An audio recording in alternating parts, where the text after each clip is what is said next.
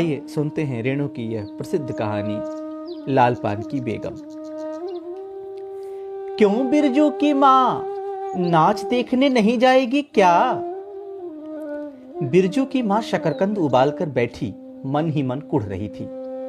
अपने आंगन में 7 साल का लड़का बिरजू शकरकंद के बदले तमाचे खाकर आंगन में लोट लोट कर सारी देह में मट्टी मल रहा था। चंपिया के सर पर भी चुड़ैल मंडरा रही थी। आधा आंगन धूप रहते जो गई है सहुआइन की दुकान पर छोआ गुड़ लाने, सो अभी तक लौटी नहीं। दिया बाती की बेला हो गई, आज आए जरा लौट के। बागड़ बकरे की देह में कुकुरमाछी लगी थी, इसलिए बेचारा बागड़ रह रहकर कूद फांद कर रहा था। बिरजू की मां बागड़ पर मन का गुस्सा उतारने का बहाना ढूंढकर निकाल चुकी थी। पिछवाड़े की मिर्च की फूली गाछ बागड़ के सिवा और किसने कलेवा किया होगा। बागड़ को मारने के लिए एक ढेला उठा चुकी थी कि पड़ोसिन मखनी फुआ की पुकार सुनाई पड़ी। क्यों बिरजू की मां नाच देखने नहीं जाएगी क्या? बिरजू की मां के आगे नाथ और पीछे पगहिया न हो तब न फुआ। गरम गुस्से में बुझी नुकीली बात फुआ की देह में धस गई और बिरजू की मां ने हाथ के ढेले को पास ही फेंक दिया। बेचारा बागड़ बकरे को कुकुरमाछी परेशान कर रही है। आहा आय आय हर्र आय आय आय। बिरजू ने लेटे ही लेटे बागड़ को एक डंडा लगा दिया। बिरजू की मां की इच्छा हुई कि उसी डंडे से बिरजू का भूत भगा दे, किंतु नीम के पास खड़ी पनभरनियों की खिलखिलाहट सुनकर रुक गई। बोली, ठहर, तेरे बप्पा ने बड़ा हाथ छुट्टा बना दिया है तुझे, बड़ा हाथ चलाता है लोगों पर, ठहर।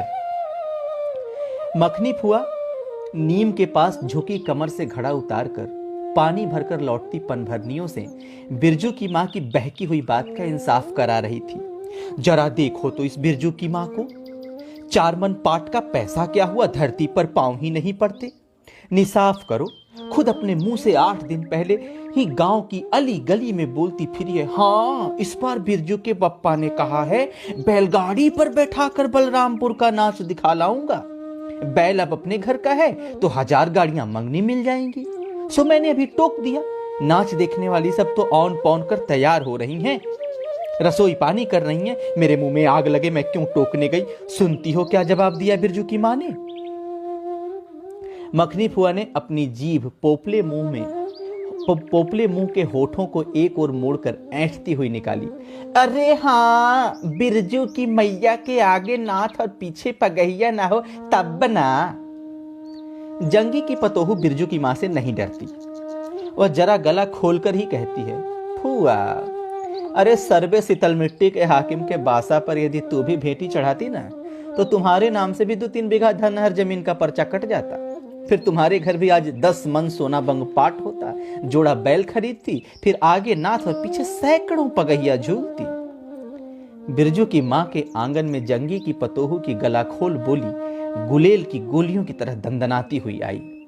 बिरजू की मां ने एक तीखा जवाब खोजकर निकाला, लेकिन मन मसोस कर रह गई। गोबर की ढेरी में ढेला कौन फेंके। जीभ के झाल को गले में उतारकर बिरजू की मां ने अपनी बेटी चंपिया को आवाज दी, अरे चंपिया, आज लौटे तो तेरी मूड़ी मरोड़ कर चूल्हे में झोंकती हूं। हरजाई दिन दिन बेचाल होती जा रही। गांव में अब तो ठेठर बैस्कोप का गीत गाने वाली पतुरिया पतोहू सब आने लगी है। कहीं बैठ के बाजे न मुरलिया सीख रही होगी। हरजाई, अरे चंपिया।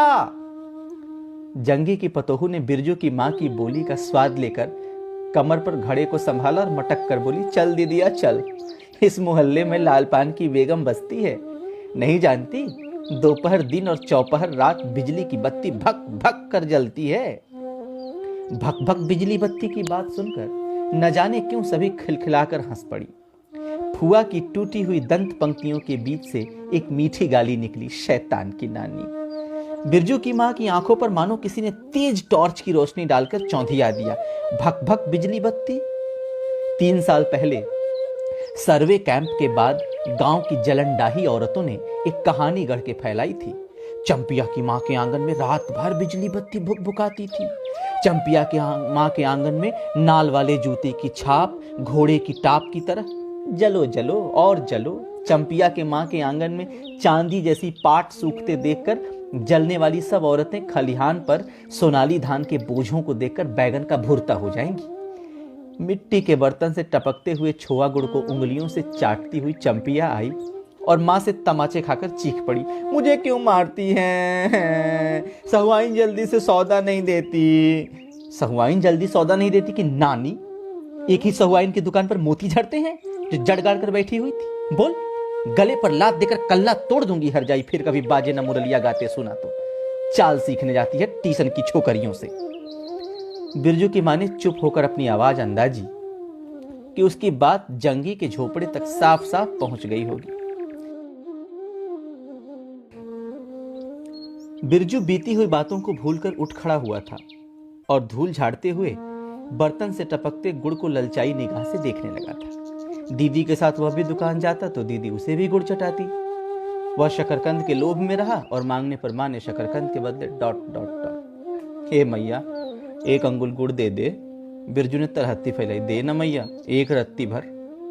एक रत्ती क्यों, उठा के बर्तन ही फेंक आती हूं पिछवाड़े में, जाके चाटना। नहीं बनेगी मीठी रोटी। मीठी रोटी खाने का मुंह होता है। बिरजू की मां ने उबले शकरकंद का सूप रोती हुई चंपिया के सामने रखते हुए कहा, बैठ के छिलके उतार, नहीं तो अभी। 10 साल की चंपिया जानती है शकरकंद छीलते समय कम से कम 12 बार मां उसे बाल पकड़कर झकझोरेगी, छोटी छोटी खोट निकालकर गालियां देगी। चंपिया मां के गुस्से को जानती है। बिरजू ने इस मौके पर थोड़ी खुशामद करके देखा, मैया मैं भी बैठकर शकरकंद छीलूं? नहीं, मां ने झिड़की दी। एक शकरकंद छीलेगा और 3 पेट में। जाके सिद्धू की बहू से कहो 1 घंटे के लिए कड़ाही मांग कर ले गई तो फिर लौटाने का नाम नहीं। मुंह लटकाकर आंगन से निकलते निकलते बिरजू ने शकरकंद और गुड़ पर निगाह दौड़ाई। चंपिया ने अपने झबरे केश की ओट से मां की ओर देखा और नजर बचाकर चुपके से बिरजू की ओर एक शकरकंद फेंक दिया। बिरजू भागा। सूरज भगवान डूब गए, दिया बाती की बेला हो गई। अभी तक गाड़ी। चंपिया बीच में ही बोल उठी, कोयरी टोले में किसी ने गाड़ी नहीं दी मैया। बप्पा बोले माँ से कहना सब ठीक ठाक करके तैयार रहे, मलदहिया टोली के मियाँ जान की गाड़ी लाने जा रहा हूँ। सुनते ही बिरजू की माँ का चेहरा उतर गया, लगा छाते की कमानी उतर गई घोड़े से अचानक। जब अपने गांव के लोगों की आंख में पानी नहीं तो मलदहिया टोले के मियाँ जान की गाड़ी का क्या भरोसा। न 3 में न 13 में क्या होगा शकरकंद छिलकर, रख दे उठा के। यह मर्द नाच दिखाएगा, बैलगाड़ी पर चढ़ाकर नाच दिखाने ले जाएगा। चढ़ चुकी बैलगाड़ी पर, देख चुकी जी भर नाच। पैदल जाने वाली सब पहुंचकर पुरानी हो चुकी हो। बिरजू छोटी कड़ाही सिर पर औंधाकर वापस आया। देख दीदिया, मिलिट्री टोपी, इस पर 10 लाठी मारने से भी कुछ नहीं होगा। चंपिया चुपचाप बैठी रही, कुछ बोली नहीं, जरा सी मुस्कुराई भी नहीं। बिरजू ने समझ लिया मैया का गुस्सा अभी उतरा नहीं है पूरे तौर से। मड़ैया के अंदर से बागड़ को बाहर भगाती हुई बिरजू की मां बड़बड़ाई, कल ही पचकौड़ी कसाई के हवाले करती हूँ राकस तुझे, हर चीज में मुंह लगाएगा। चंपिया बांध दे बगड़ा को और खोल दे गले की घंटी, टुनुर टुनुर मुझे जरा भी नहीं सुहाता है। टुनुर टुनुर सुनते ही बिरजू को सड़क से जाती हुई बैलगाड़ियों की याद हो आई। अभी बबुआ टोले की गाड़ियां नाच देखने जा रही थी। झुनुर झुनुर बैलों की झुनकी। तुमने बेसी बकबक मत करो। बागड़ के गले से झुनक खोलती हुई चंपिया बोली, चंपिया डाल दे चूल्हे में पानी। बप्पा आए तो कहना अपने उड़न जहाज पर चढ़कर नाच दिखाएं। मुझे नाच देखने का शौक नहीं है। अब मुझे जगाओ मत कोई, मेरा माथा दुख रहा है। मड़ैया के उसारे पर बिरजू ने फिसफिसा के पूछा, क्यों दीदिया, नाच में उड़न जहाज भी उड़ेगा? चटाई पर कथरी ओढ़कर बैठती हुई चंपिया ने बिरजू को चुपचाप अपने पास बैठने का इशारा किया। मुफ्त में मार खाएगा बेचारा। बिरजू ने बहन की कथरी में हिस्सा बटाते हुए चुक्की मुक्की लगाई। जाड़े के समय इस तरह घुटने पर ठुड्डी रखकर चुक्की मुक्की लगाना सीख चुका है। उसने चंपिया के कान के पास मुंह ले जाकर कहा, हम लोग नाच देखने नहीं जाएंगे, गांव में एक पंछी भी नहीं है, सब चले गए। चंपिया को अब तिल भर भी भरोसा नहीं। संझा तारा डूब रहा है, बप्पा अभी तक गाड़ी लेकर लौटे नहीं। 1 महीना पहले से ही मैया कहती थी बलरामपुर के नाच के दिन मीठी रोटी बनेगी, चंपिया छींट की साड़ी पहनेगी, बिरजू पैंट पहनेगा। बैलगाड़ी पर चढ़कर चंपिया की भींगी पलकों पर एक बूंद आंसू आ गया। बिरजू का भी दिल भर आया। उसने मन ही मन इमली पर रहने वाले जिन बाबा से एक बैगन कबूला। गाछ का सबसे पहला बैगन उसने खुद जिस पौधे को रोपा है, जल्दी से गाड़ी लेकर बप्पा को भेज दो जिन बाबा। मड़ैया के अंदर बिरजू की माँ चटाई पर पड़ी करवटें ले रही थी। ना, पहले किसी बात का मंसूबा नहीं बांधना चाहिए किसी को। भगवान ने मंसूबा तोड़ दिया, उसको सबसे पहले भगवान से पूछना चाहिए किस चुक का फल दे रहे हो भोला बाबा। अपने जानते उसने किसी देवता पितर की मान मनौती बाकी नहीं रखी। सर्वे के समय जमीन के लिए जितनी मनौतियां की थी, अरे ठीक ही तो महावीर जी का रोट बाकी ही तो है। हाय रे दैव, भूल चूक माफ करो महावीर बाबा, मनौती दूनी करके चढ़ाएगी बिरजू की माँ। बिरजू के माँ के मन में रह रहकर जंगी की पतोहों की बात चुभती है। भक भक बिजली बत्ती, चोरी चमारी करने वाले की बेटी पतोह जलेगी नहीं। 5 बीघा जमीन क्या हासिल की है बिरजू के बप्पा ने, गांव के भाई खौकियों की आंख में किरकिरी पड़ गई है। खेत में पाट लगा देखकर गांव के लोगों की छाती फटने लगी है। धरती फोड़कर पाट लगा है, बैसाखी बादलों की तरह उमड़ते आ रहे हैं पाट के पौधे, तो अलान तो फलान, तनी आंखों की धार भला फसल सहे।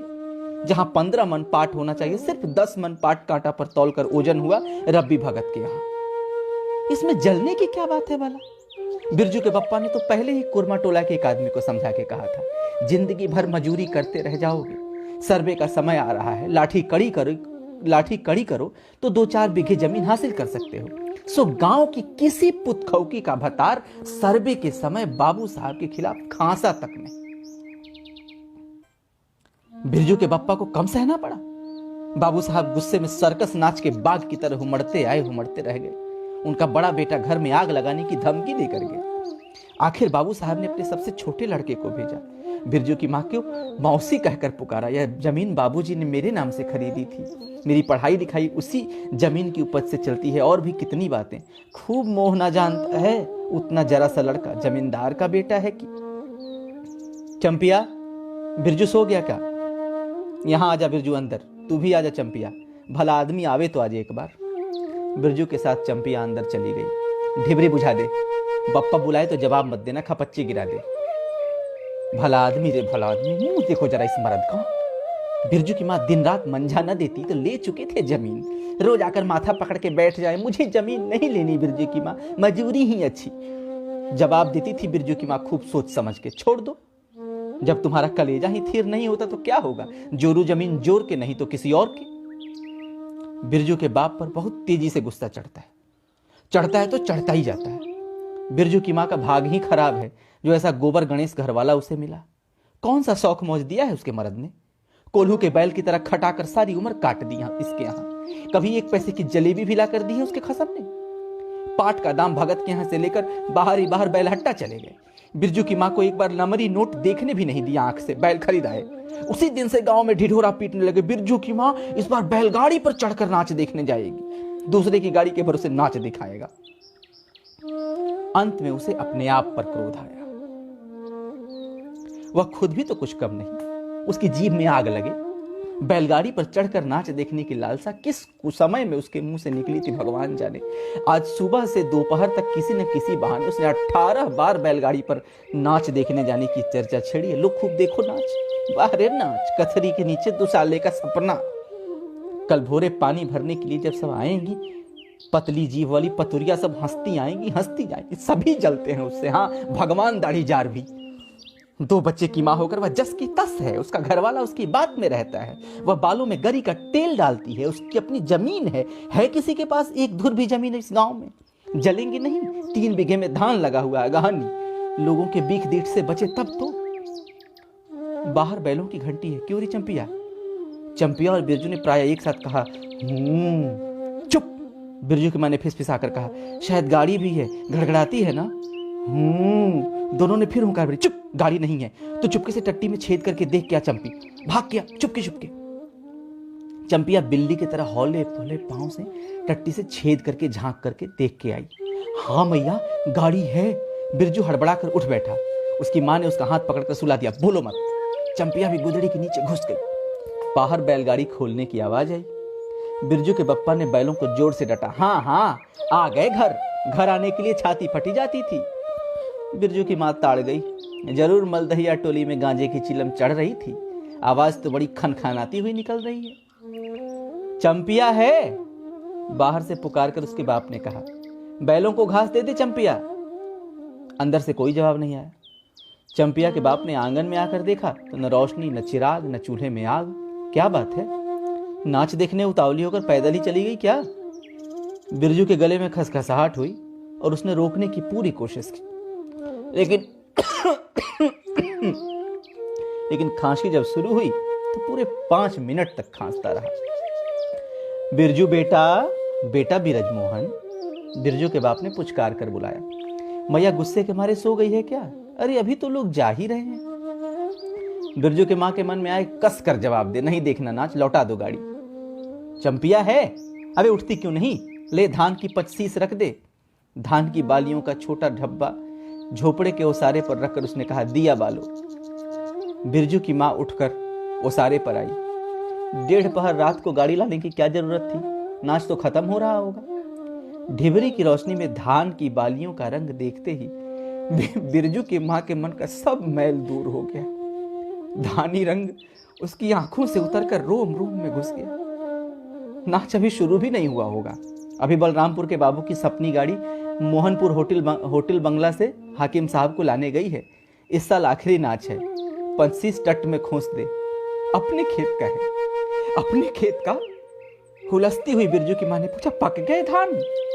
नहीं, 10 दिन में अगहन चढ़ते चढ़ते लाल होकर झुक जाएंगे सारे खेत की बालियां। मलदहिया टोली जा रहा था, अपने खेत में धान देखकर आंखें जुड़ा गई। सच कहता हूं, 25 तोड़ते समय उंगलियां कांप रही थी मेरी। बिरजू ने धान की एक बाली से धान लेकर मुंह में डाल लिया। उसकी माँ ने हल्की डांट दी, कैसा लुक्कड़ है रे तू, इन दुश्मनों के मारे कोई नेम धर्म जो बचे। क्या हुआ, डांटती क्यों है? अरे नवान्न के पहले ही नया धान जुटा दिया, देखते नहीं? अरे इन लोगों का सब कुछ माफ है। चिरई जुर्मुन है ये लोग, चिरई चुरमुन है ये लोग। बस हम दोनों के मुंह में नवान्न के पहले नया अन्न न पड़े। इसके बाद चंपिया ने भी धान की बाली से 2 धान लेकर दांतों तले दबाया। ओ मैया, इतना मीठा चावल, और गमकता भी है न दीदिया। बिरजू ने फिर मुंह में धान लिया। रोटी पोटी तैयार कर चुकी क्या? बिरजू के बाप ने मुस्कुराकर पूछा। नहीं, मान भरे सुर में बिरजू की माँ बोली। खाने का ठीक ठिकाना नहीं और रोटी बनाती है। वाह, खूब हो तुम लोग। जिसके पास बैल है उसे गाड़ी मंगनी नहीं मिलेगी भला? गाड़ी वालों को भी कभी बैल की जरूरत होगी, पूछूंगा तब कोई रिटोला वालों से। ले जल्दी से रोटी बना ले, देर नहीं होगी। अरे टोकरी भर रोटी तो तू पलक मारते बना लेती है, 5 रोटियां बनाने में कितनी देर लगेगी? अब बिरजू की माँ के होठों पर मुस्कुराहट खुलकर खेलने लगी। उसने नजरें बचाकर देखा, बिरजू का बप्पा उसकी ओर एकटक निहार रहा था। चंपिया और बिरजू न होते तो मन की बात हंसकर खोलते देर न लगती। चंपिया और बिरजू ने एक दूसरे को देखा और खुशी से उनके चेहरे जगमगा उठे। भैया बेकार गुस्सा हो रही थी।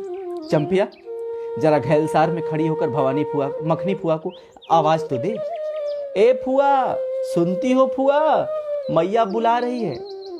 फुआ ने कोई जवाब सीधे नहीं दिया, किंतु उनकी बड़बड़ाहट स्पष्ट सुनाई पड़ी। हाँ, अब फुआ को क्यों घुराती है? सारे टोले में बस एक फुआ ही तो है बिना नाथ पगहिया वाली। अरे फुआ, बिरजू की माँ ने हंसकर जवाब दिया। उस समय बुरा मान गई थी क्या? नाथ पगहिया वाली को आकर तो देखो, दोपहर रात में गाड़ी लेकर आया है। आ जाओ फुआ, मैं मीठी रोटी पकाना नहीं जानती। फुआ खांसती खांसती आई। इसी से घड़ी पहर दिन रहते पूछ रही थी कि नाच देखने जाएगी क्या? कहती तो मैं पहले से ही अपनी अंगीठी यहाँ सुलगा जाती। बिरजू की माँ ने फुआ को अंगीठी दिखला दी और कहा, घर में अनाज दाना वगैरह तो कुछ है नहीं, एक बागड़ है और कुछ बर्तन वासन। सो रात भर के लिए यहाँ तंबाकू रख जाती हूँ। अपना हुक्का ले आई हो ना फुआ? फुआ को तंबाकू मिल जाए तो रात भर क्या 5 रात बैठकर जाग सकती हैं। फुआ ने अंधेरे में टटोल कर तंबाकू का अंदाज किया। ओहो, हाथ खोल कर तंबाकू रखा है बिरजू की माँ ने। एक वयस सहुआइन राम कहो, उस रात को अफीम की गोली की तरह मटर भर तंबाकू रखकर चली गई गुलाब बाग मेले और कह गई कि डिब्बा भर तंबाकू है।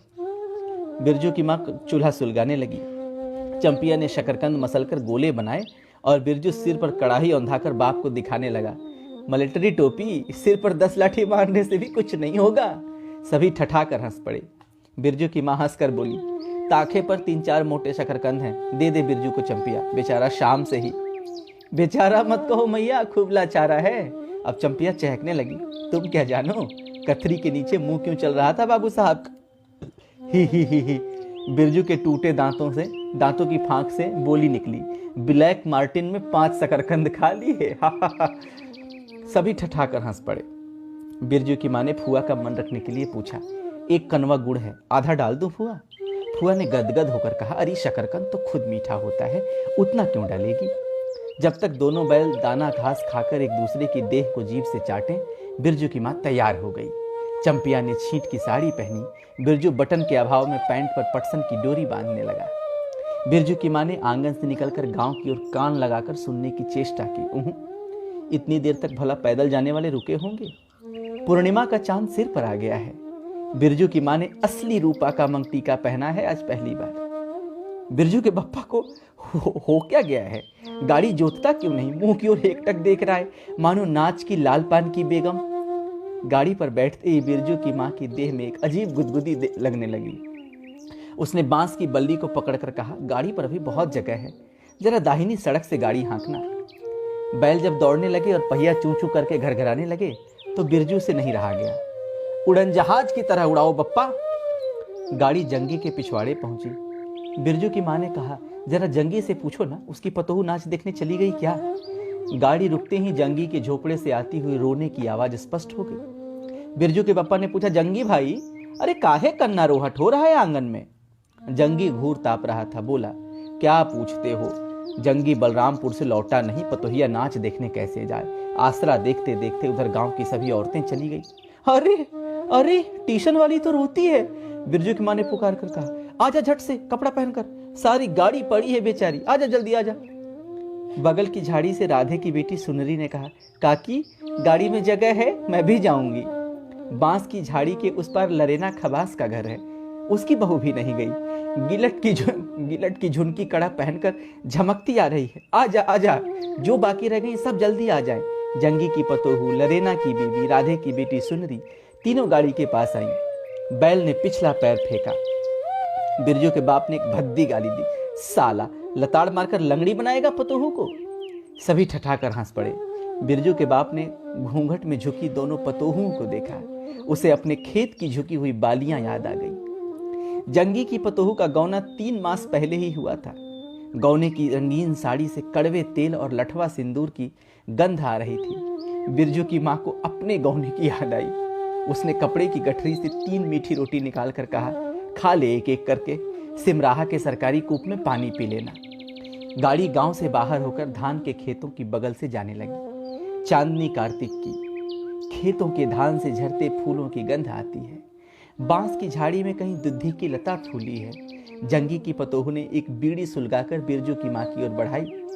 बिरजू की माँ को अचानक याद आई, चंपिया, सुनरी, लरेना की बीबी और जंगी की पतोहू, ये चारों ही तो हैं गांव में बैस्कोप का गीत गाने वाली।